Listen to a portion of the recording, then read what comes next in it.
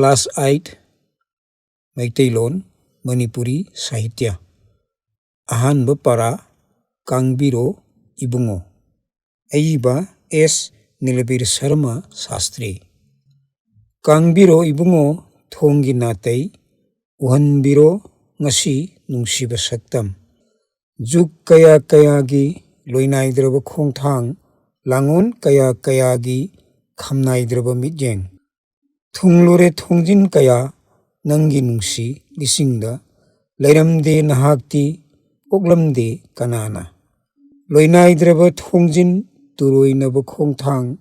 Kaidau Ngaino Ibungo Unagadaba Nahaka Khamnaidraba Lambi